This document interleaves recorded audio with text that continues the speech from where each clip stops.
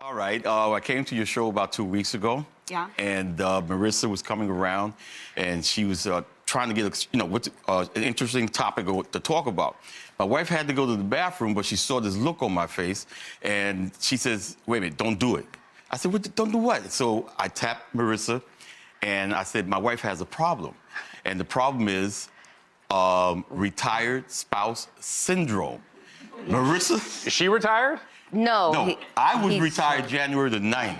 2 months tomorrow, yeah. And what happened? What happened, Jerry? So I was home all the time. Yes. And I was in her This is a dream come true. Finally get to spend time together. Yes, It's fantastic. It was fantastic for me, Right? but I'm home. Yes. I'm in her space now, and I'm like, Yes, wait a minute. yes. I live here too. Yes. Wait a minute. You have to understand, though, for 33 years, he has gone to work. I wake up, he's gone.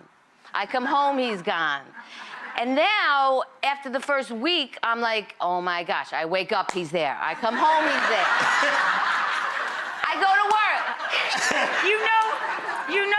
You know, Jerry, he can hear you, right? I know that. And So you what understand happened- you married Fred, right? You What's that? married him? Yes. Yeah, okay. The whole thing is that I live here also. Yeah, but no. Okay. So At least you thought you did, but apparently you were only at All a right. timeshare. Here's what it is.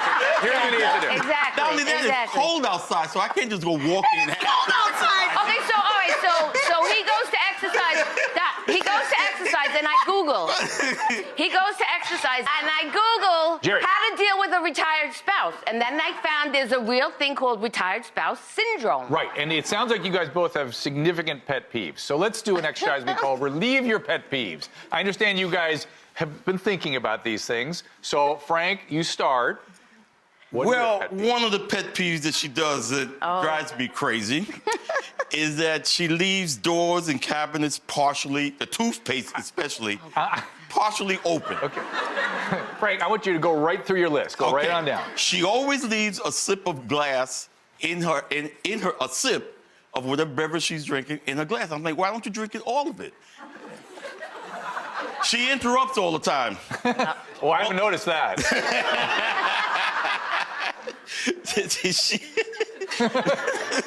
You guys actually, did you live together before this? Before you Yes, retired? we've been living together for 33 years. Thank you. In June will be 33 years. Somebody comes up with a great idea or comes up with an idea to go ahead and do something, she immediately jumps into it before asking me if I want to go ahead and be involved.